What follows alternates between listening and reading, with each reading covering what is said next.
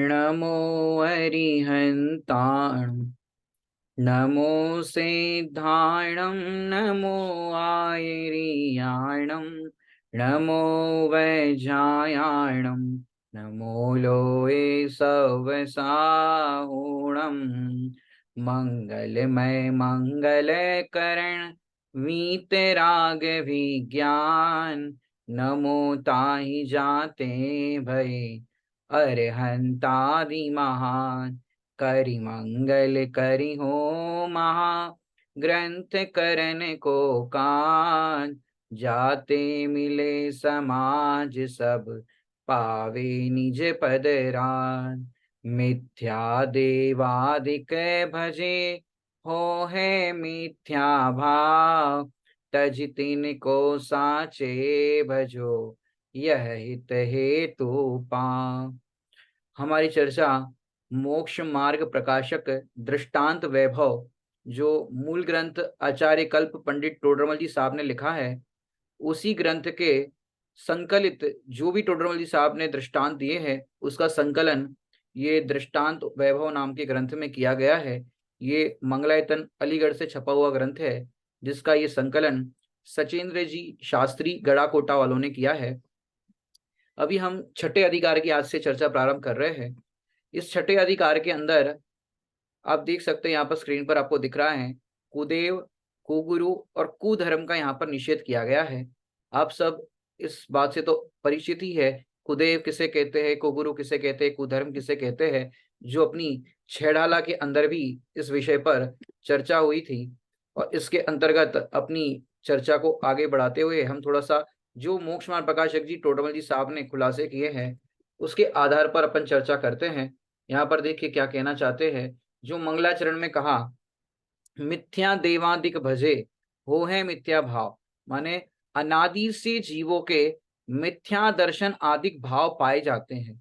उनकी पुष्टता का कारण कुदेव कुगुरु कुधर्म सेवन है और उसका त्याग होने पर मोक्ष मार्ग में प्रवृत्ति होती है, इसलिए इनका यहाँ पर निरूपण करते हैं। माने ये जो अनादि से मिथ्या भाव चला आ रहा है, अनादि से जो चला आ रहा है उसे कहते हैं अग्रहित मिथ्यात्व। और वो अग्रहित मिथ्यात्व को कुदेव कुगुरु और कुधर्म के सेवन से वो अग्रहित मिथ्यात्व पुष्ट होता है। और जो अभी कुदेव कुगुरु कुधर्म की बात चल रही है ये ग्रहित मिथ्यात्व है। माने इस पर्याय में ये जीव ने नया ग्रहण किया है। माने हमारे भगवान तो सब जानते हैं कि वीतरागी है, वो तो कुछ करते नहीं, ना किसी से राग करते हैं ना किसी से द्वेष करते हैं। लेकिन लौकिक में जो देव कहे जाते हैं, माने अपनी अपेक्षा से कहे तो कुदेव खोटे देव कहे जाते हैं, वो तो कुछ करते होंगे कि नहीं करते होंगे। तो भैया उनके सेवन से तो हमारे सारे प्रॉब्लम, हमारे सारे समाधान उनके निमित्त से तो होंगे कि नहीं होंगे। कि ये जो भाव है कुदे कुगुरु कुधर्म के सेवन से हमारा कार्य होगा, तो ये मिथ्या भाव है। माने इस छठे अधिकार के अंदर कुदेव का निरूपण, कुगुरु का और कुधर्म का सेवन से क्या क्या हानियां हैं और क्या क्या होता है और जीव क्यों करता है उनका सेवन, ये सारा निरूपण यहाँ पर आप छठे अधिकार में पढ़ सकते हैं। अपन थोड़ी सी संक्षिप्त में इसकी चर्चा करेंगे क्योंकि अपन तो दृष्टांत और सिद्धांत को देख रहे हैं। माने यहाँ पर सच देखा जाए तो जीव कुदेव का तीन प्रकार, माने तीन प्रकार के प्रयोजन सहित सेवन करता है। उनका सेवन तीन प्रकार के प्रयोजन सहित करता है। जो टोडरमल साहब ने लिखा है, कहीं तो मोक्ष का प्रयोजन, माने संसार के जितने भी प्राणी हैं वो मोक्ष की प्राप्ति करना चाहते हैं, तो कुदेव का सेवन करे तो बताओ मोक्ष की प्राप्ति होगी। कहीं परलोक का प्रयोजन है कि भैया यहाँ पर अपन क्या करें, यहाँ पर तो अपने कुछ हो नहीं रहा है, तो परलोक का प्रयोजन। कहीं इस लोक का प्रयोजन, इस लोक के अंदर अपने को बाहर की पांच इंद्रिय के विषय भोग की सुविधा चाहिए, तो इस लोक के अंदर अपन उनका सेवन करें। सो प्रयोजन तो सिद्ध नहीं होते। क्या कह रहे, इस लोक का प्रयोजन सिद्ध नहीं होता, मोक्ष का प्रयोजन सिद्ध नहीं होता और परलोक का प्रयोजन भी सिद्ध नहीं होता। किसके माध्यम से, कुदेव के सेवन से सिद्ध नहीं होता। आजकल एक भी व्यक्ति का सिद्ध नहीं हुआ है, ना इस लोक ना इस परलोक ना मोक्ष का। क्योंकि अन्य मतों में जिनके सेवन से मुक्ति का होना कहाँ है, उन्हें कितने ही जीव मोक्ष के अर्थ सेवन करते परंतु मोक्ष होता नहीं है। उनका वर्णन तो पहले अन्य अधिकारों में, अन्य मत का जो पांचवें अधिकार में बात आई थी वहां पर भी देखा था। तथा अन्य मत के कहे देवों के कितने ही परलोक में सुख होगा, दुख नहीं होगा, ऐसा प्रयोजन सहित सेवन करते हैं। सो ऐसी सिद्धि तो पुण्य उपजाने और पाप न उपजाने होती है, परंतु आप तो पाप उपजाता है और कहता है ईश्वर हमारा भला करेगा, तो वह अन्याय ठहरेगा, क्योंकि किसी का पाप का फल दे और किसी को न दे, ऐसा तो होता ही नहीं। जैसे अपने परिणाम करेगा वैसे ही फल पाएगा। ईश्वर किसी का बुरा भला करने वाला नहीं है, तथा उन देवों के सेवन करते हुए उन देवों का तो नाम देते हैं और अन्य जीवों की हिंसा करते हैं। माने देखो, अन्य धर्म में तो देखो कि भाई हम भगवान को बलि चढ़ा रहे हैं, भगवान को ये कर रहे हैं, भगवान को खुश करने के लिए कर रहे हैं। भैया भगवान को खुश करने के लिए तुम हिंसा करो और नाम दो भगवान का, भगवान को खुश करने के लिए कह रहे हैं। कि ऐसा तो है नहीं कि तू पाप करे और उसका जो भुगतान है वो तो भगवान के अधीन कर दे कि भगवान के लिए कर रहे तो भगवान इसके लिए जाने। माने अन्य जीवों की हिंसा करते हैं तथा भोजन नृत्य आदि द्वारा अपने इंद्रियों का पोषण करते हैं, सो पाप परिणामों का फल तो लगे बिना रहेगा ही नहीं। क्यों? जैसे अग्नि का स्पर्श करने पर हाथ जलता है, बर्फ का स्पर्श करने पर हाथ ठंडा ठंडा फील होता है अपने को, विष खाने पर विष का फल आता है, अमृत पीने पर अमृत का फल आता है, शक्कर खाने पर मुख मीठा होता है।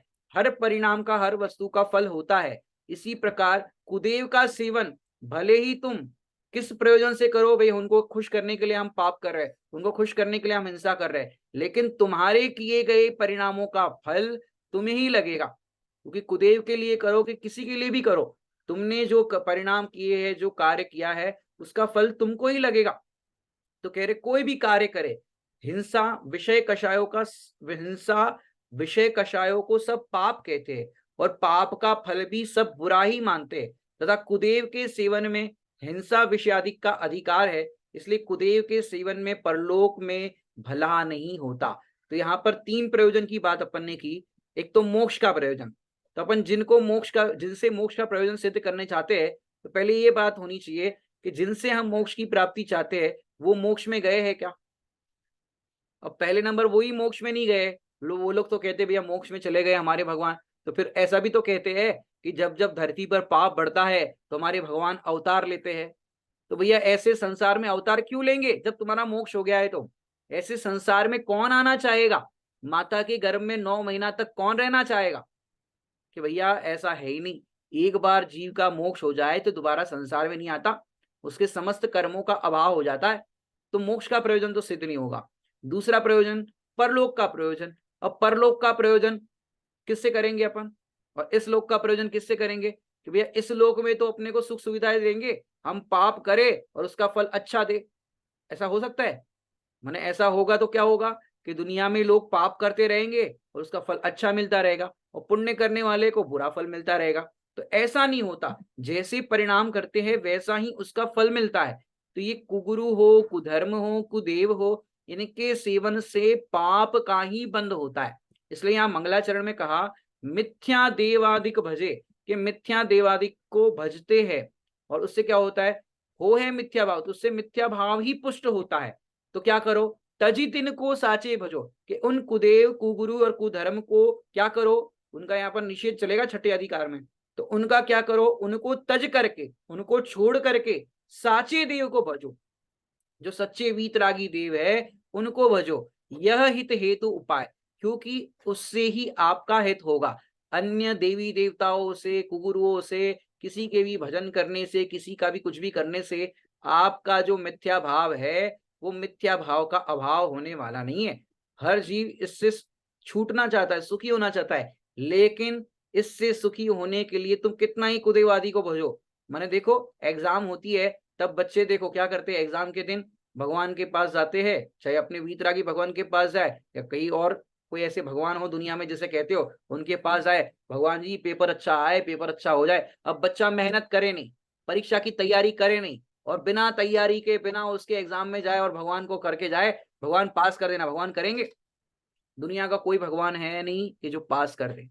और तो और बच्चे एग्जाम दे करके आए, रिजल्ट वाले दिन भगवान के पास जाते, नरियल फोड़ते, भगवान पास कर देना। अब तुम्हारा रिजल्ट तो पहले से ही तैयार हो गया है, आज तो खाली तुम्हारे हाथ में आना है। अब तुम भगवान को कुछ भी करो, भगवान को नारियल चढ़ाओ कि कुछ भी चढ़ाओ, तुम्हारा रिजल्ट जो बन गया है उसमें कोई चेंजेस करा सकता है? अरे एग्जाम दे करके आए, अब तुम्हारा पेपर जो चेक होना है और जितने तुमने लिखा होगा उतने तो नंबर आएंगे। कौन दे सकता है? कोई दे सकता है दुनिया में? तुम लिखो ही नहीं और अपने आप पास हो जाओ। तो कितना अच्छा हो जाएगा जगत में, दुनिया में कुछ करना रहा ही नहीं, अपने आप सारे काम हो, ऑटोमेटिक सब पास हो जाए, ऑटोमेटिक दुकान चल जाए, ऑटोमेटिक सब काम हो जाए। तो भैया ऐसे नहीं होते। जिसकी शादी नहीं हो रही उसको शादी हो जाए, जिसको बच्चे नहीं हो रहे उसके बच्चे हो जाए, तो सारा काम ऑटोमेटिक ऐसे होता जाएगा। तो भैया पुरुषार्थ का क्या रहा? बाहर के अंदर जो अपन कहते हैं ना पुरुषार्थ तो करना पड़ेगा, उसका क्या रहा? लेकिन भैया देवी देवताओं से काम होता हुआ दिखता है ना लोगों को। भाई हमारा काम नहीं हो रहा था, बहुत सारे डॉक्टर को दिखाया, फलाने जगह जाकर के एक गुरु को दिखाया और उसने हमारा काम कर दिया। अरे इनके यहाँ तो सारे काम हो जाते हैं। कि तुम्हारे उस समय कार्य के होने की योग्यता आ गई थी और वहां तुम्हारी बुद्धि भी ऐसी विपरीत चली, उनके पास गए और कार्य का होता हुआ दिखाई दिया, तो तुम्हें क्या लगा? उनके निमित्त से काम हुआ। भैया पर उसके निमित्त से काम नहीं होता। क्यों? अगर होता हो तो सबका हो जाना चाहिए, एक भी जीव दुनिया में दुखी नहीं रहना चाहिए। तो ये सारे जीव जो है इस मिथ्या भाव से दुखी है और क्या करते हैं, इनके निमित्त से काम हो जाएगा। माने इसके अंदर छठे अधिकार में आप पढ़ना, मैंने क्षेत्रपाल, देवी दहाड़ी, पद्मावती, यक्ष यक्षिणी, ये सब चीजों के बारे में खूब खुलासा किया है। मैंने वहां पर एक प्रश्न भी लिया, यहाँ कोई कहे क्षेत्रपाल, दहाड़ी, पद्मावती आदि देवी, यक्ष यक्षिणी आदि जो जिनमत का अनुसरण करते हैं, उनके पूजन आदि में करने में क्या दोष है? तो उसका उत्तर इसमें दिया छठे अधिकार में कि जिन मत में संयम धारण करने से पूज्यपना होता है, संयम धारण करने से पूज्यपना होता है, और देवों के संयम होता नहीं है, तथा इनको सम्यक्त्वी मानकर पूजते हैं, सो भवनत्रिक में सम्यक्त्व की मुख्यता नहीं है। यदि सम्यक्त्व से ही पूजते हैं तो सर्वासिद्धि के देव, लोकांतिक देव, उन्हीं को क्यों ना पूजे? फिर कहोगे इनके जिन भक्ति विशेष है। अरे भक्ति की विशेषता तो सबसे ज्यादा सौधर्म इंद्र के भी है, वह सम्यक दृष्टि भी है। देखो सौधर्म इंद्र के भक्ति है, सम्यक दृष्टि भी है, उसे छोड़कर इन्हें किस लिए पूछते हो? फिर यदि कहोगे कि जिस प्रकार राजा के प्रतिहार आदि के उसी प्रकार तीर्थंकर के क्षेत्रपाल आदि से, परंतु समोषण आदि में इनका अधिकार नहीं है, उनकी एंट्री नहीं है। यह तो झूठी मान्यता है। मैंने ग्रहित मिथ्यात्वी वाला जीव है, उसको समोषण में एंट्री नहीं मिलती। अग्रहित वाला तो समोषण में जा सकता है, अनादिकाल का जो मिथ्यात्व है ना, उससे तो समोषण में जा सकता है। लेकिन कोई ग्रहित मिथ्यात्वी वाला हो, उसको तो समोषण में एंट्री ही नहीं है, वो जा ही नहीं सकता उपदेश सुनने के लिए। कि अन्य देवी, देखो आप खुद ही सोचो, आप अन्य देवी देवताओं को मानते हो और सच्चे देव के पास आकर के उपदेश सुनो तो कैसे सुन सकते हो? आपके चित्त में देव के प्रति भक्ति ही नहीं है, बहुमान ही नहीं है, तो कैसे आपको उपदेश सुनने के लिए लाभ मिलेगा? एंट्री ही नहीं होगी उसकी, उसका भाव ही नहीं बनेगा कि मैं सच्चे देव के पास जाऊं। मैंने गौतम स्वामी का आता है ना, मिथ्या मत के गुरु थे, लेकिन जैसे ही मानस स्तंभ को निहारा, उनका मान गल गया, उनका मिथ्यात्व चकनाचूर हो गया, उसके बाद उनका प्रवेश हुआ। बाकी मिथ्या तो सही थे, मैंने ग्रहित मिथ्यात्व मान्यता वाला है, उस समोषण में जा भी नहीं सकता।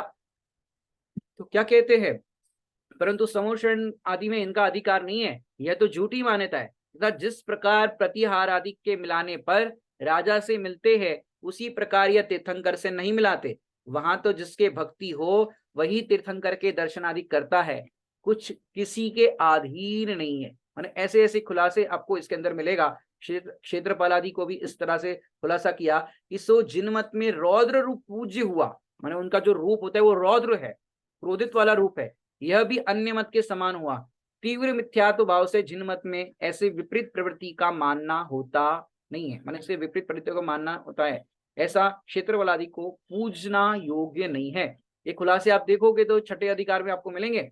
इस प्रकार सर्व ही कुदेवों को पूजना मानना निषिद्ध है। यहाँ पर कुदेवों का निषेध हो गया कि कुदेव है वो मानने योग्य नहीं है। साथ ही इसके अंदर कुगुरु की बात बताई, कुगुरु का श्रद्धानादि निषेध करना। मैंने यहाँ तीनों बातें ली, आप हेडिंग देख सकते हैं यहाँ पर, कुदेव, कुगुरु, कुधर्म। तो कुदेव का यहाँ पर आपको बता दिया कि कुदेव जो है अन्य देवी दहाड़ी ये जितने भी है जगत के अंदर नाना प्रकार से, जिसे देव की तरह पूजा जाता है, फूल चढ़ाए जाते हैं, उनकी अर्चना की जाती है, लेकिन कह रहे वो कुदेव है, खोटे देव है।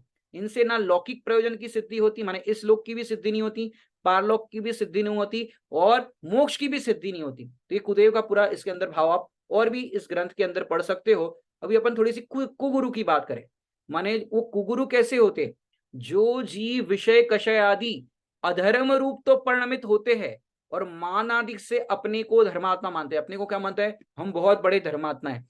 धर्मात्मा के योग्य नमस्कार आदि क्रिया कराते हैं कि हमको नमस्कार करो, अथवा किंचित धर्म का कोई अंग धारण करके बड़े धर्मात्मा कहलाते हैं। बड़े धर्मात्मा योग्य क्रिया कराते हैं। इस प्रकार धर्म का आश्रय करके बड़ा मनवाते हैं, वे सब कुगुरु जानना। क्योंकि धर्म पद्धति में तो विषय कषाय छूटने पर जैसे धर्म को धारण करे वैसा ही अपना पद मानना योग्य है। माने आप देखो लौकिक में भी कितने कुगुरु ऐसे हैं, हमको नमस्कार करो, हमको मानो, हम बहुत धर्म करते हैं, हम ये करते हैं, तो ऐसी खोटी मान्यता को लिए हुए होते हैं। और कुगुरु के लिए तो पंडित दौलत राम जी ने कहा, ते कुगुरु जन्म जल उपल नाव। माने वो कुगुरु है जिस नौका पर सवार हो रहे हैं वो पत्थर की नौका है, खुद तो डूबेंगे और जो उनके शरण में जाएगा, उनको फॉलो करेगा, वो भी डूबेगा। तो ऐसे कुगुरुओं के चक्कर में नहीं आना चाहिए, क्योंकि वो खुद भी डूबेंगे और दूसरों को भी डुबाएंगे। तो ऐसे कुगुरुओं का भी यहाँ पर इस अधिकार के अंदर निषेध का किया है कि वो बहुत अच्छे अच्छे कार्य करते हुए दिखाई दे। मैंने देखो किसी का कोई कार्य नहीं हो रहा हो तो कहाँ जाना भैया, आजकल बहुत फेमस हो रहे एक बाबा, कौन से, बागेश्वर धाम वाले।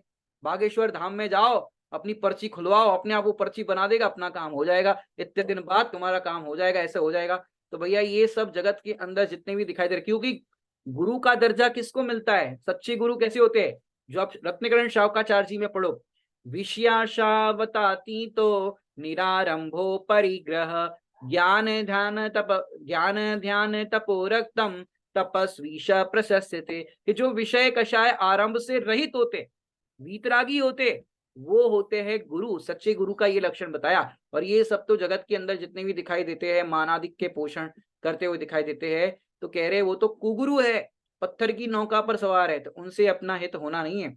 इस प्रकार सारे जितने भी जगत के अंदर विषय कषाय आरंभ से सहित है, वे सारे कुगुरु जानना और उनसे अपना कोई प्रकार से हित होना नहीं है। ये बात आप इस अधिकार में और विस्तार से पढ़ सकते हो अभी अपन ने।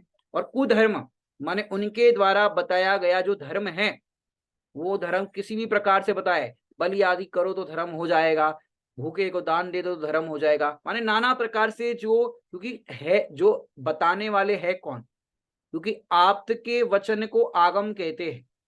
अब जो बताने वाले हैं वही खोटे हैं। अब उनके बताए जाने वाली बात वो मिला जुला करके कहेंगे, कुछ दया की बात करेंगे, कुछ पाप की बात करेंगे, माने इस तरह की बातें करके वो धर्म बताते, तो वो धर्म भी धर्म नहीं है, कुधर्म है। तो ये कुधर्म है, तो कुदेव कुगुरु कुधर्म का यहाँ पर छठे अधिकार में निषेध किया गया है। और हम इन मिथ्या देवादिक को भजना छोड़ करके, अगर देखो सच्चे वीतरागी के भक्त, वीतरागी भगवंतों के भक्त को तो कुदेव आदि सुहाते ही नहीं है, कुगुरु आदि पर आस्था ही नहीं होती। फिर भी कदाचित किसी के चित्त में ऐसी भावना बनी हुई हो, या थोड़ा बहुत तो वो कर लेंगे। जैसे आप सोचो खुद ही, अपने घर में बच्चा बीमार हो, बच्ची बीमार हो, कोई हो, खूब डॉक्टर को दिखा दिया, लेकिन कोई डॉक्टर है वो इलाज करने में समर्थ नहीं है, और किसी पड़ोसी ने बता दिया फलानी जगह जाओ, चद्दर चढ़ाओ, फलानी जगह अगरबत्ती चलाओ, नारियल फोड़ो, तो आपका बच्चे का बुखार ठीक हो जाएगा, फलानी जगह जाओ, ये काम कर लो, इतना सा करना है, वहां पर हाथ जोड़ना है और इतना इतना नाम देना है, उतनी माला करना है, तो हो जाएगा। बताओ जाओगे कि नहीं जाओगे? यदि इस देह को ठीक होने की योग्यता है तो हो जाएगी, बाकी उनके भजने से, उनके करने से नहीं होगी। पंडित बनारसी दास जी जिन्होंने नाटक समय सार जी की रचना की है, उनके 9 संतानें हुई, 7 पुत्र 2 पुत्रियां, 3 बार शादी हुई, और एक व्यंतर की बाधा लग गई थी। वो व्यंतर बोला बनारसी दास जी पंडित जी साहब से कि यदि आप मुझे पूजा करो, मेरी अर्चना करो, नहीं तो आपका बच्चा मर जाएगा। बोले मारना है तो मुझे मार, मेरे बच्चे की आयु पूरी होने का काल आ गया है और तुझे ये नाना प्रकार से ये दिखा रहा है, कौतूहल कर रहा है, और वो बच्चा मर गया। फिर भी सम्यक दृष्टि पंडित जी साहब ने नमस्कार नहीं किया। क्यों? अरे उसके आयु पूरी होने का काल आ गया हो तो बताओ कौन बचा सकता है? तुम मारना है तो मुझे मारो ना, मैं तुम्हें नहीं पूछ रहा हूं तो तुम मेरा बुरा करो। लेकिन कोई किसी का बुरा कर नहीं सकता है, उसका तो होने ही वाला था, मृत्यु होने ही वाली थी किसी भी कारण से, तो हो गई। इसमें कौन कुदेव कुगुरु कौन क्या करे, कि कोई किसी का कुछ कर नहीं सकता है। इसलिए भैया भय से भी इनको पूजना योग्य नहीं है। अभी अपन जो अपना दृष्टांत सिद्धांत का क्रम चल रहा है, उसी दृष्टांत सिद्धांत के क्रम को आगे बढ़ाते हैं। ये अपन ने मंगलाचरण का और थोड़ा सा विषय वस्तु इस ग्रंथ में क्या बताई गई है उसका थोड़ा सा अपन ने भाव देखा है। आगे देखिए क्या क्या यहाँ पर श्रोता हुआ। आज श्रोता की तरफ से यहाँ पर प्रश्न है, देखो, श्वेतांबर साधुओं को पूजने में क्या दोष है? क्या कह रहे हैं? श्वेतांबर साधुओं को पूजने में क्या दोष है, क्योंकि बात चल रही है यहाँ पर सच्चे गुरु की। अब सच्चे गुरु की तुलना पर यहाँ पर देखिए क्या कह रहे हैं, उनके ग्रंथों में ही उन साधुओं का निषेध है। देखो अपन तो कह ही रहे हैं, लेकिन पहले नंबर जो श्वेतांबर साधुओं के ग्रंथ है, उस ग्रंथ में भी इनका निषेध है। अब कैसे है सुनो, देखो श्वेतांबरों के अपने ग्रंथों में स्वयं इन साधुओं का निषेध करते हुए क्या कहा है, ये जारतो नची वर्धिता वर्धितो न च कीर्ति इत्यादि काव्य है। मैंने ऐसा उसमें काव्य आता है, उसमें समाधान लिया, जैसे जिसका हीन पुरुष निषेध करे उसका उत्तम पुरुष को तो सहज ही निषेध होता है। माने जो हीन पुरुष ही निषेध कर रहा है कि भाई ये अच्छी बात नहीं है, ये जो आचरण है अच्छा नहीं है, तो वो हीन पुरुष ही निषेध कर रहा है, तो उत्तम पुरुष तो सहज ही निषेध करेगा। समझ में आ रही कि नहीं आ रही? हीन पुरुष जो है, माने सड़क सड़क छाप व्यक्ति भी कहे कि भैया इसमें धर्म नहीं है, बीड़ी कोई कहे भैया बीड़ी बीड़ी पिला दो तो धर्म हो जाएगा, अरे बीड़ी पिलाने से कौन सा धर्म होगा? जैसे हीन पुरुष ही निषेध करे तो सज्जन पुरुष तो उसका सपोर्ट करेगा ही नहीं ना। तो ऐसे ही यहाँ पर कह रहे हैं, जैसे हीन पुरुष इसका निषेध करे उसका उत्तम पुरुष तो सहज ही निषेध हो गया। उसी प्रकार जिनके वस्त्रादि उपकरण कहे हैं, वे श्वेतांबर ही जिसका निषेध करे, तब दिगंबर धर्म में तो ऐसी विपरीतता का सहज ही निषेध हुआ। माने श्वेतांबर धर्म वाले भी इसका निषेध करते हैं, वस्त्र आदि का, उपकरण आदि का वे स्वयं भी निषेध करते हैं। अब कैसे क्या है खुलासा देखिए। उसी प्रकार उनसे अर्थात श्रोता कहते हैं कि समोशरण आदि में इनका अधिकार ही नहीं है, यह तो झूठी मान्यता है। ये क्षेत्रपाल आदि तीर्थंकर से नहीं मिलाते, वहां तो जिसके भक्ति हो वही तीर्थंकर के दर्शन आदि कराता है, कोई किसी के अधीन नहीं। माने देखो यहाँ पर क्या कहना चाहते हैं, माने श्वेतांबर का मत का निषेध करा करके और यहाँ पर आगे बात बढ़ा करके क्या कहना चाहते हैं कि भैया, मैंने यहाँ पर श्रोता हुआ ये प्रश्न खड़ा किया, एक मिनट, हाँ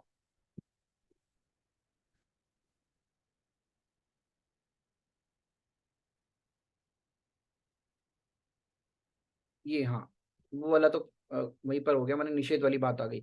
अब ये श्रोता हुआ, ये क्षेत्रपाल आदि जीवों को तीर्थंकर से मिलाने का कार्य करते हैं, फिर आप उनकी भक्ति पूजन आदि का निषेध क्यों करते हैं? अभी अपन ने ये प्रश्न भी लिया था, उसी का यहाँ खुलासा दिया है कि क्षेत्रपाल आदि का समोषण में अधिकार नहीं है, वो वहां जा ही नहीं सकते। क्यों नहीं जा सकते? जैसे राजा के प्रतिहार माने सेवक आदि होते हैं, माने राजा होता है वो बाहर उसके गेट कीपर होते हैं, राजा के प्रतिहार गेट कीपर आदि होते हैं, वैसे तीर्थंकर के क्षेत्रपाल आदि होते हैं, गेट कीपर होते हैं, प्रतिहार आदि के मिलाने पर राजा से मिलते। माने देखो कहीं राजा से मिलना हो ना, तो जो गेट कीपर होते हैं उसको थोड़ा सा कुछ देना पड़ता है कि भैया राजा से मिला दो, कुछ बख्शिश दे दी तो वो प्रसन्न हो गया और उसने राजा से मिला दिया, तो राजा से मिलाते हैं। ये क्षेत्रपाल आदि तीर्थंकर से नहीं मिलाते। क्या कह रहे हैं? ये नहीं मिलाते, वहां तो राजा से मिलाने के लिए गेट कीपर करा देगा, लेकिन ये नहीं मिलाते। क्यों नहीं मिलाते? देखो इसका खुलासा, वे मिलाते ही नहीं है, और यहाँ मानते कि ये मिलाते हैं, ये हमको करते हैं। तो देखो क्या कहते हैं, उसी प्रकार उनसे श्रोता कहते हैं कि समोषण आदि में इनका अधिकार ही नहीं है। किसका अधिकार नहीं है? क्षेत्रपाल आदि का अधिकार नहीं है। यह तो झूठी मान्यता है, ये क्षेत्रपाल आदि तीर्थंकर से नहीं मिलाते, वहां तो जिसके भक्ति हो वही तीर्थंकर के दर्शन आदि करता है, कोई किसी के आधीन नहीं है। जैसे मेंढक के जीव को महावीर भगवान के समोषण में दर्शन करने का भाव आया, तो बताओ मेंढक को एंट्री किसने दी? क्षेत्रपाल आदि ने दी होगी कि चलो मेंढक आ गया है, मेंढक को एंट्री कर दो। शेर आया है, अब शेर को कोई गेट कीपर एंट्री देगा? अरे शेर खुद ही अपना आप चला जाएगा। तो जिसके दर्शन के भाव होते हैं वो अपने आप समोषण में जाता है, समोषण लगता है और भव्य जीव समोषण की ओर बढ़ते जाते हैं। तो ऐसा कोई किसी के अधीन नहीं है। देखो अज्ञानता आयुध आदि सहित रौद्र स्वरूप है जिनका, माने जो देवादि होते हैं ना, उनका रौद्र स्वरूप है। आयुध आदि माने हाथ में तलवार है, कोई शस्त्र है, अस्त्र है, तो उनका आयुध आदि सदी रौद्र स्वरूप है जिनका, उनकी गा गा करके भक्ति करते हैं, माने उनकी आरती करते हैं। नाना प्रकार से आरती करते हुए आपको दिखेगा मंदिरों में, क्षेत्रपाल दादा, पद्मावती देवी, ऐसा नाना प्रकार से करता हुआ दिखता है। तो ऐसा रौद्र स्वरूप है जिनका, उनकी गा गा करके भक्ति करते हैं। यदि भक्ति की ही विशेषता से पूछते, माने भक्ति को भी कैसे विशेषता से पूछते, उनका ज्यादा, माने सबसे पहले ज्यादा भीड़ होगी तो इनके यहाँ पर ज्यादा भीड़ होगी, और वहां पर पारसनाथ तो शांति से वीतरागी बन करके विराजमान होंगे, सबसे ज्यादा वहां भीड़ देगी। क्यों? कि उनको धर्म लगता है कि भाई इनकी पूजा करने, पहले इनको नमस्कार करो, इनको पूजो। मैंने सम्मेद शिखर जी भी लोग जाते हैं ना, अधिकतर श्वेतांबर मत में ऐसा देखा जाता है कि सबसे पहले सम्मेद शिखर जी की यात्रा करनी है तो भूमिया जी है, भूमिया जी बोलते हैं ना, सम्मेद शिखर जी जहाँ तलेटी है वहां भूमिया जी बोलते हैं। भूमिया जी को नमस्कार करो तो अपनी सुख शांति से यात्रा हो जाएगी, नहीं तो विघ्न आएगा, ऐसा लोग बोलते हैं। तो भैया इतने लोग यात्रा करने के लिए जाते हैं और जो भूमिया जी को नहीं पूछते हैं, नहीं नमस्कार करते हैं, उनके तो सबके विघ्न आता होगा, बताओ। और सोचो यात्रा के लिए 100-200 लोग जा रहे हो और 2-5-10 लोग स्वाध्यायी भी साथ में हो, वो भूमिया जी में दर्शन करने के लिए ना जाए और बाकी सब गए हो, और वो 5-10 लोग हैं उनको कोई तरह की तकलीफ हो गई, तो ये बाकी के 100-200 लोग में जो है, जो गए थे, वो लोग क्या कहेंगे? देखो भैया हमने कही थी भूमिया जी के दर्शन करके आओ, वहां पर ही प्रणाम करके आओ, नहीं तो तुम्हारी यात्रा में कुछ ना कुछ दिक्कत आएगी। अब बताओ वहां उनको कोई दिक्कत आ गई और निमित्त पर आरोप डाल दिया कि वहां नहीं गए इसलिए इसलिए ऐसा हुआ। तो जिसकी श्रद्धा कच्ची हो ना, वो फिर सोचेगा सही बात है, अपन गए नहीं इसलिए ऐसा हो गया। लेकिन भैया ये तो ऐसा होना ही था, आपका तबीयत खराब हो गई, किसी तरह की कोई बाधा आ गई, तो भैया ये तो सुख दुख जीवन मरण लाभ हानि ये सब चीजें तो होती रहती, वहां दर्शन नहीं करने करने से कोई फर्क नहीं पड़ता। तो ये अज्ञानता है जीव की। तो कह रहे हैं यहाँ पर आयुध आदि सहित रौद्र स्वरूप है जिनका, गा गा कर भक्ति करते, यदि भक्ति की विशेषता से पूछते हैं तो सम्यक दृष्टियों में स्वधर्म इंद्र विशेष है, अभी अपन ने चर्चा की थी। सबसे ज्यादा भक्ति अगर देखो तो ज्ञानी के होती, और ज्ञानी में भी देखो भक्ति कैसी, समो शरण पूरी रचना करा देता है, स्वधर्म इंद्र आज्ञा देता है तो कुबेर पूरी रचना कर देता है। तो कैसी भक्ति? तो ऐसी भक्ति स्वधर्म इंद्र में है, अतः उसे छोड़कर इन्हें किस लिए पूछते? पूजना है तो सौधर्म इंद्र की पूजा करो कि भैया तुमने समोसरण लगाया, तुमने कितना बढ़िया किया, उनकी भक्ति करो गा गा करके। अरे सौधर्म इंद्र तुम तो बहुत महान हो, सौधर्म इंद्र ने कितनी कितनी भक्ति करके इतनी सुंदर रचना की, लेकिन कोई नहीं करता सौधर्म इंद्र की। अरे देवा लौकांतिक देवों की करो, जो जब दीक्षा का प्रसंग होता है तब लौकांतिक देव दीक्षा की अनुमोदना करने आते, उनकी भक्ति करो, तो उनकी नहीं करते, सौधर्म इंद्र विशेष है, अतः उसे छोड़कर इन्हें किस लिए पूछते हो? ऐसा जिन मत में भी रौद्र रूप पूज्य हुआ, माने जिन मत में कौन सा रूप पूज्य हुआ? ये रौद्र रूप है, ये पूज्य हुआ। तो यह भी अन्य मति के समान है। तो किसके समान है? यह भी, कि यह भी अन्य मति के ही समान है। अन्य मत में जैसी पूजा पाठ जैसा कार्य होता है वैसा यहाँ पर भी होने लगा। तो भैया इससे हमें क्या लाभ हुआ? जगत में जो देवी देवता आदि का सब कार्य चलता था वो काम तुम करने लगे, तो इससे क्या फायदा हुआ? कि ये सारे जगत के अंदर इस तरह का कार्य जो करते हैं तो इससे हमें कोई लाभ नहीं है। तो ऐसा क्या करे कि भैया इस तरह से ये हमें कोई लाभ नहीं है।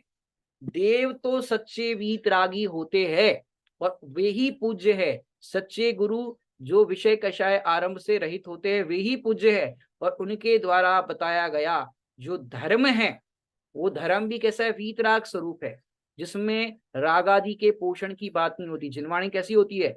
वीतरागता की पोषक ही जिनवाणी कहलाती, जनवाणी नहीं, चाहे जैसी नहीं, अपनी मर्जी के मुताबिक नहीं। जिनवाणी जो वीतरागता की पोषण कराती है वो जिनवाणी ही पूज्य है।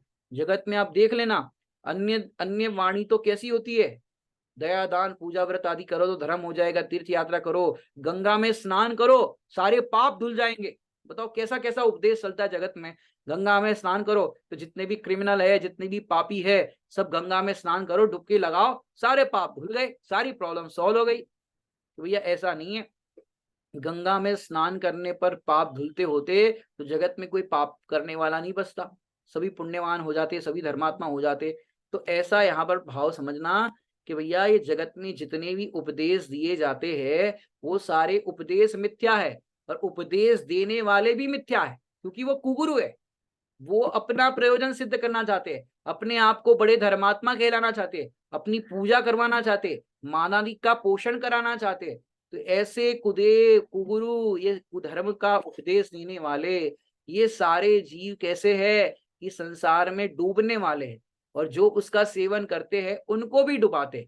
तो यहाँ पर ये कह रहे हैं कि भैया संसार में इनसे तुम बच के रहना, क्योंकि जो भी इनके चक्कर में आता है तो इसके चक्कर में आने वाले सारे जीव संसार सागर में डूबते हैं। आज तक एक भी जीव तिर नहीं पाया इनके सेवन करने पर। तो क्या करना है अपने को कि भैया जैसे सच्चे देव शास्त्र गुरु का स्वरूप बताया है उन्हीं के अनुसार हम जो उपदेश को अंतर्स्तात करेंगे, उसको ग्रहण करेंगे, तो ही हमारा हित है। बाकी कुगुरु, कुदेव और कुधर्म, ये तीनों कैसे पता है आपको? ये तीनों तो सबसे बड़ा पाप कराने वाले हैं। जैसे आपने सुना होगा, सबसे बड़ा पाप है मिथ्यात्व, और उसमें दो प्रकार के मिथ्यात्व, अग्रहित मिथ्यात्व और ग्रहित मिथ्यात्व। और ये ग्रहित मिथ्यात्व की बात चल रही है। ये ग्रहित मिथ्यात्व ऐसा पाप है जिसको शास्त्रों में कहा है सप्त व्यसन से भी बड़ा पाप। क्या कह रहे हैं? सप्त व्यसन से भी बड़ा पाप जान करके इस ग्रहित मिथ्यात्व को छोड़ना चाहिए। क्यों? मिथ्यात्व के फल में तो जीव नरक जा सकता है। कहां जा सकता है? नरक जा सकता है। लेकिन ग्रहित मिथ्यात्व के फल में निगोद जाएगा। क्या कह रहे हैं? ग्रहित मिथ्यात्व के फल में निगोद, और ये जो अग्रहित मिथ्यात्व है इसके फल में निगोद। दोनों में क्या अंतर है निगोद और नरक में? कि नरक में जाएगा तो वहां पर उसका यदि पुण्य योग रहा तो सम्यक दर्शन वो प्राप्त कर सकता है, क्योंकि नरक में संगी पंचेंद्रिय जीव बनता है। और इस ग्रहित मिथ्यात्व के सेवन के फल में निगोद जाएगा। निगोद जाने पर वहां पर तो अक्षर के अनंतवें भाग जितना ज्ञान बचेगा। और वहां पर कितने टाइम तक निगोद का काल कहा है? काल अनंत निगोद मंजार, बीत्यो एक इंद्रिय तन धार। के एक काल अनंत काल तक, माने निगोद से पहले तो निकलना ही दुर्लभ है। बहुत पुण्य योग से तू निगोद से निकल आया, और निकल आकर के इनके चक्कर में फंस गया, तो फिर तो वापस तुझे निगोद में ही जाना पड़ेगा। तो क्या करना? इनके चक्कर से बचना। क्यों?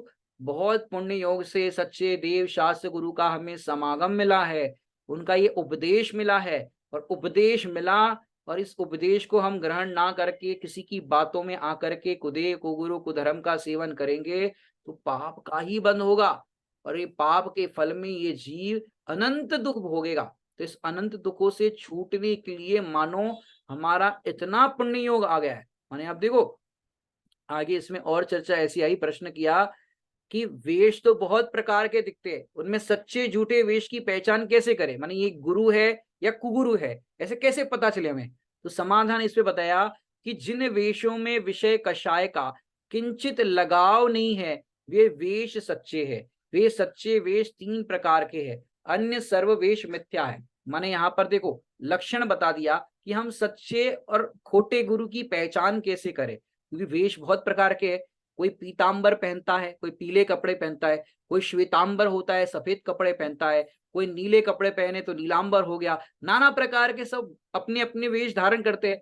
कोई मृग छाल पहनता है, हिरण की छाल पहनता है, नाना प्रकार के वेश धारण किए हैं। तो हम सच्चे झूठे की पहचान कैसे करें? क्योंकि सारे लोग कहते हैं कि हम तुम्हें सच्चा मार्ग बताएंगे, हम तुम्हें दुख से छूटने का उपाय बताएंगे, हम तुम्हारा भला करेंगे, हम तुम्हारा ये करेंगे। तो सारे लोग ऐसा कहते हैं, हम सच्चे झूठे की पहचान कैसे करें? तो यहाँ पर टोडरमल जी साहब ने उसका खुलासा किया, ग्रंथ में आप पढ़ना, कि जिन वेशों में विषय कषाय का किंचित लगाव नहीं है, कि जो वेश ऐसा है कि जिस वेश के अंदर किंचित मात्र भी लगाव नहीं है, वेशों में विषय कषाय का लगाव नहीं है। सच्चे वेश तो तीन प्रकार के हैं। कैसे सच्चे वेश है? इसका आप अष्ट पाहुड़ जी ग्रंथ में छठ पाहुड़ है, उसमें दर्शन पाहुड़ की 18 नंबर की गाथा में ऐसा भाव आया। माने एक तो जिन स्वरूप निर्ग्रंथ दिगंबर मुनिलिंग, पहला कौन सा है सच्चा? कि एक तो जिन स्वरूप निर्ग्रंथ दिगंबर मुनिलिंग, दूसरा है उत्कृष्ट श्रावक रूप 10वीं 11वीं प्रतिमाधारी श्रावक का लिंग, और तीसरा आरिकाओं का रूप, यह स्त्रियों का लिंग है। ऐसे यह तीन लिंग तो श्रद्धा पूर्वक है, तथा चौथा कोई लिंग सम्यक दर्शन स्वरूप नहीं है। भावार्थ क्या कहना चाहते इसका? कि इन तीन लिंगों के अतिरिक्त अन्य लिंग को जो मानता है वह श्रद्धानी नहीं है, मिथ्या दृष्टि है। तथा इन वेशियों में कितने ही वेशी अपने वेश की प्रतीति कराने के अर्थ किंचित धर्म को अंग भी पालते हैं। जिस प्रकार खोटा रुपया चलाने वाले उसमें चांदी का अंश भी रखता है, उसी प्रकार धर्म का कोई अंग दिखाकर उच्च पद मानते हैं। माने देखो, जिसको लोक में अपना सिक्का चलाना हो, जैसे 100 रुपए की नकली नोट है, अब उसको चलाना है तो क्या करेंगे कि 100 रुपए का जो बंडल होगा उसमें बीच में डाल देंगे, तो वो चल जाएगी। इतनी सारी नोट है, कौन काउंट करेगा? तो सच्चे नोट के साथ झूठा भी चल जाता है। ऐसे ही वो लोग क्या करेंगे, कुगुरु होंगे, वो क्या करेंगे, थोड़ा बहुत धर्म की बात भी करेंगे। भैया आत्मा तो अजर अमर है, आत्मा पानी में गलता नहीं है, अग्नि से जलता नहीं है। अपन को भी लगेगा ये आस्था चैनल पर जो गुरु बता रहे हैं वो अपने यहाँ पे भी ऐसी बात है, सब धर्म बराबर है। ये क्या कर रहे हैं पता है आपको, थोड़ी बात अपनी यहाँ से लेकर के और अपनी मिथ्या बातों को चलाते हैं, नहीं तो उनका माल कैसे चलेगा। माने आजकल आप देखो कितनी मिलावट दुनिया में चलती है। पपीते के बीज होते हैं, बीज कैसे दिखते हैं पपीते के बीज, काली मिर्ची जैसे लगते हैं। अब काली मिर्ची के साथ, काली मिर्ची बहुत सारी है, उसमें पपीते के बीज मिक्स करके बेच देते हैं। अब बताओ कोई पहचान पाएगा, कौन ध्यान से देखेगा, पूरा पैकेट भर लिया काली मिर्ची का। अब हर चीज में मिलावट ऐसी हो रही है, तो मिलावट पूरा का पूरा नकली माल बेचो तो नकली माल नहीं बिकेगा, वो नकली के साथ साथ असली भी चाहिए। तो असली होगा और साथ में नकली होगा तो उसका माल बिक जाएगा। ऐसा ही लोक के अंदर ये चलता है, और खोटा रुपया चलाने वाले को चांदी का अंश भी वहां पर रखता है। तो उसी प्रकार धर्म का कोई अंग दिखाकर उच्च पद बनता है। यहाँ कोई कहे कि जो धर्म साधन किया उसका तो फल होगा कि नहीं होगा, कि हम उनका धर्म साधन कर रहे हैं, हम जो भी कुछ कर रहे हैं गुरु को भले मान रहे हैं, लेकिन हमारा भाव तो अच्छा है ना। उनका भाव जो कुछ भी हो, लेकिन हमारा भाव तो अच्छा है ना, तो हमारा भाव अच्छा है तो उसका फल तो हमें लगेगा कि नहीं लगेगा। तो यहाँ पर उसका खुलासा करते हुए कहते हैं, जिस प्रकार उपवास नाम रखाकर कर्ण मात्र भी भक्षण करे, मैंने आज तो मेरा उपवास है और जरा सा इतना सा एक कण खा लिया, तो कह रहे इतना भी भक्षण करे, एक इलायची जरा सी खा ली भक्षण करे तो पापी ही है। और एकांत एकाशन का नाम रखाकर किंचित कम भोजन करे तब भी वो धर्मात्मा है। उसी प्रकार उच्च पदवी का नाम रखकर उसमें किंचित भी अन्यथा प्रवर्ते तो महापापी है, और नीची पदवी का नाम रखकर किंचित भी धर्म साधन करे तो धर्मात्मा है। इसलिए धर्म साधन तो जितना बने उतना ही करना, कुछ दोष नहीं है उसमें, परंतु ऊंचा धर्मात्मा नाम रखकर नीची क्रिया करने से पाप ही होता है। इसलिए भैया क्या करना कि अपन तो सच्चे धर्मात्मा की पहचान करना, कि सच्चे धर्मात्मा कैसे होते हैं, सच्चे गुरु कैसे होते हैं, उसकी पहचान करना। जो यहाँ पर लक्षण बताया, विषय कषाय आरंभ से रहित होते हैं और वही सच्चे गुरु होते हैं। जब ऐसा आप स्वरूप समझ करके सच्चे गुरु की पहचान करोगे तो पापों से बचोगे, दुख से बचोगे, क्योंकि उनका सेवन करने वाले संसार में भ्रमते हैं, संसार में दुख को पाते हैं। तो हमारा संसार लंबा करना है कि छोटा करना है, लंबा करना है तो उनकी लाइन में लग जाओ, और छोटा करना है तो सच्चे देव शास्त्र गुरु के समीप में आकर के उनकी भक्ति बहुमान पूर्वक इस मार्ग में बढ़े चलोगे तो हमारा दुख दूर होगा। नहीं तो और कोई उपाय नहीं है। माने देखो कितने पुण्य योग से तो अपने को जैन धर्म मिला, जैन धर्म में आकर के भी हम ऐसे कुदे कुगुरु कुशास्त्र आदि में लग जाए, ओशो को मानने लगते हैं। भैया ओशो का बहुत बढ़िया है, अपन को कसायों को कम करना है, ये सब अपनी इच्छा वांछाओं को खत्म करना है, तो क्या करे भाई, ये अच्छा है कि भाई 5 इंद्रिय के विषय भोग करते जाओ और फिर मोक्ष मिल जाएगा। फिर हम खुद ही उब जाएंगे। जैसे कि किसी को मीठा खाना बहुत पसंद है और अपन कहे मीठा खाते रहोगे तो डायबिटीज होगी, ये होगा, एक काम करो पहले खूब मीठा खा लो, फिर मीठे से हमारा मुंह उब जाएगा कि अब मीठा नहीं खाना है। तो ऐसे विरक्ति हो जाएगी कि नहीं हो जाएगी। ऐसे जिस जिस चीज का अपने को रस है, 5 इंद्रिय के विषय भोगों का रस है, उस चीज को खूब भोगो, खूब खाओ, ऑटोमेटिक अपन विरक्त हो जाएंगे। बोले ये मार्ग नहीं है। मैंने ओशो ये मार्ग बताता है। क्या मार्ग? खूब जो विषय आपको अच्छा लगता है खूब खाओ पियो, खूब मौज करो, खूब घूमो फिरो, खूब करो, और फिर आप खुद ही उब जाओगे और फिर धर्म हो जाएगा। तो भैया ये तो लोगों को बहुत अच्छा लगता है। मैंने ओशो के चक्कर में कितने लोग आए, कितने फिल्म स्टार आए, कितने लोग बर्बाद हुए।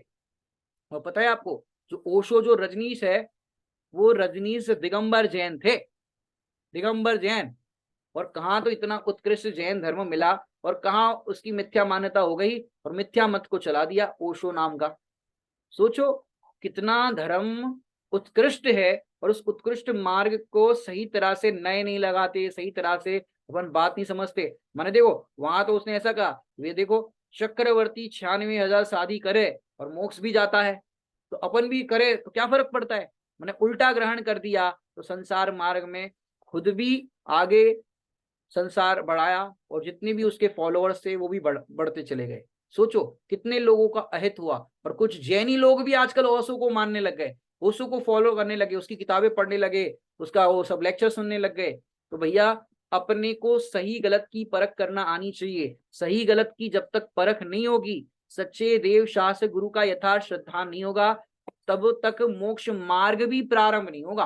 क्योंकि मोक्ष मार्ग प्रारंभ करने के लिए प्रथम कदम तो ये होना चाहिए, सच्चे वीतरागी देव शास्त्र गुरु की सही श्रद्धा। यदि ये श्रद्धा सही नहीं होगी तो हमारा कार्य नहीं होगा। जो एक आपने भजन में सुना होगा, भगवंतों के लिए भजन, स्वर्ग से सुंदर अनुपम है ये जिनवर का दरबार, श्रद्धा से जो ध्यावे निश्चित हो जाता भव पार, यही श्रद्धा ने हमारा, नमन हो तुम्हें हमारा। कभी न छूटे कभी न टूटे श्रद्धा तुम पर भगवान हमारी, मिट जाएगी जीवन में प्रतिकूलता सारी, है विश्वास हमारा एक दिन छूटेगा संसार, यही श्रद्धान हमारा, नमन हो तुम्हें हमारा। ऐसा श्रद्धा, कभी भी प्रभु आपसे श्रद्धा ना टूटे। कितना ही हमारा प्रतिकूलता का अवसर पड़ जाए, कितना ही हमारा बुरा होता हुआ दिखाई दे, लेकिन प्रभु आपकी शरण हमारे पास है, हम आपकी शरण में है, तो हमें कोई भय नहीं, हमें कोई दुख नहीं। जब ऐसा सच्चा श्रद्धान हो, जैसे सच्चे श्रद्धानियों का कल्याण होता है। बाकी यहाँ कल्याण नहीं हो रहा है तो वहां चले जाओ, वहां नहीं हो रहा तो वहां चले जाओ। माने जैसे लोग डॉक्टर बदलते रहते हैं, ऐसे सच्चे देव को पाकर के भी हम अन्य देवी देवता कुगुरु आदि के चक्कर में पड़ गए, तो भैया हमारा मोक्ष मार्ग बहुत दूर है। और मोक्ष मार्ग की प्राप्ति करना है तो सच्चे देव शास्त्र गुरु को भजना है, और ऐसे कुदेव कुगुरु कुदेव कुदेव कुगुरु और कुधर्म को तजना है। ऐसे हम सब इनको तजे और सच्चे देव शास्त्र गुरु को भजे। इसी मंगल भावना से विराम लेते हैं। ओम नमः सत्यदेव।